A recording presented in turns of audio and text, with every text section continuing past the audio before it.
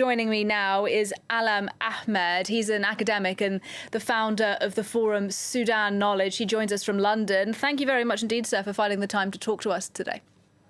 Thank you very much. My pleasure. First of all, I don't know if you're able to be in touch with people on the ground today, but can you give us a sense as to what the situation is like now for civilians after 3 days of apparently very heavy fighting? Yes, I have been in touch, and also I've been following the news from all the other channels, the Arabic ones.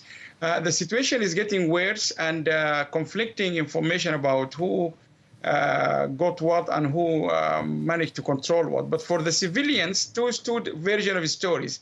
One of them, some have been able this early morning to, after being out of their homes for 2 days, to be able to return to their homes. They said the military allowed them to walk back homes. This is just according to some videos I have watched. And on the other hand, the doctors' union have reported the situation is getting worse, and there are dead bodies on the street, and they are actually asking or requesting even from the United Nations to allow them to some kind of safe corridors so that these dead bodies can be picked up from the streets. So the death toll is getting high, less civilian being killed, but again, the number of those who are in the random shooting is a little bit less, but there's still fighting going on. Indeed, and as you suggest, there was this sort of attempt at a truce over the weekend to allow some civilians to get out of areas where the fighting is very intense. That truce didn't really last, did it? So now, as we look into a new week, do you think there is some hope of a peaceful resolution at the moment? Unfortunately, no, but I tell you two things. I was listening to the military spokesman, the official spokesman. He was speaking around 2 hours ago, and he said the army is trying to minimize the casualties by trying to handle this war in a way they will make sure they will not have more civilians being killed. The rapid support forces are now having snipers on lots of buildings on tops. And according to the military spokesman, they said they can shoot those people on the snipers.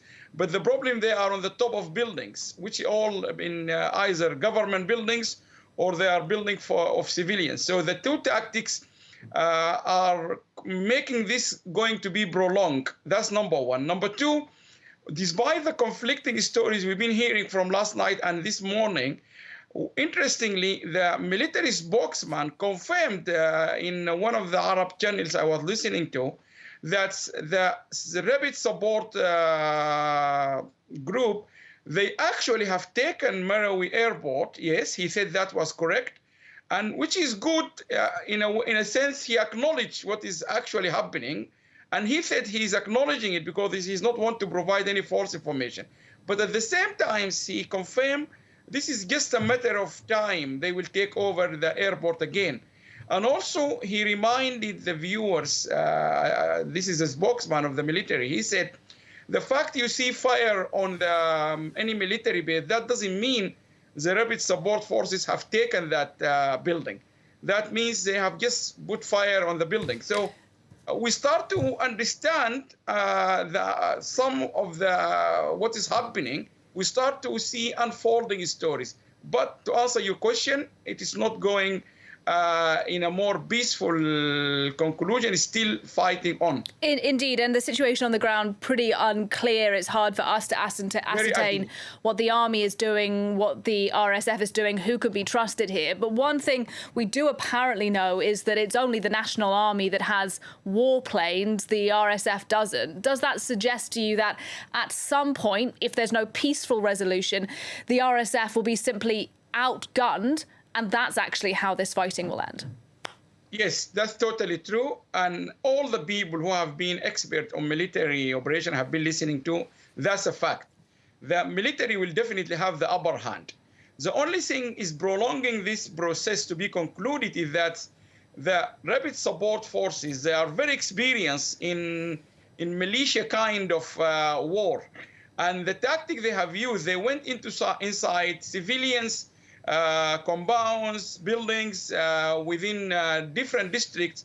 And other the military spokesman himself, he said they use the tactic of having snipers on the top of buildings.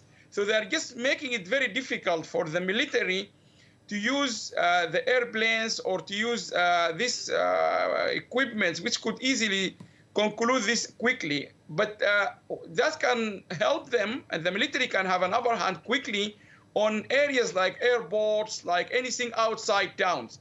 But unfortunately, the rapid support forces, they are very experienced on the small militia tactic one, but definitely the army will have the upper hand sooner or later. And just finally, one last point, sir, on the sort of international actors that are, there are fears that they'll become more involved now. I'm thinking particularly of Egypt, because there are these reports that Egyptian soldiers have apparently been captured by the Rapid Support Forces.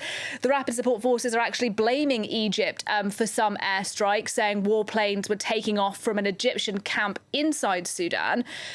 Do you think then Egypt might be more fully drawn into this fighting? This is the main concern, really, because from one side, General al-Burhan, he kept confirming that he doesn't want any intervention from any support from any governments, or some government offers that. Egypt and South Sudan, they also offer to mediate, but the Rapid Support Force, they see Egypt as not an honest broker here. So to be very frank, the situation with Egypt military apparatus being involved in Sudan is 50-50. It's possible from one side because Egypt is very keen on ensuring security in their neighbors. And from the other side, the military is very keen for Egypt not to be intervening, then it will cause chaos in the country. And the death roll with them, it will become something out of control. So we just have to wait and watch. Allam Ahmed, thank you very much indeed, sir, for your time on the programme today. My pleasure.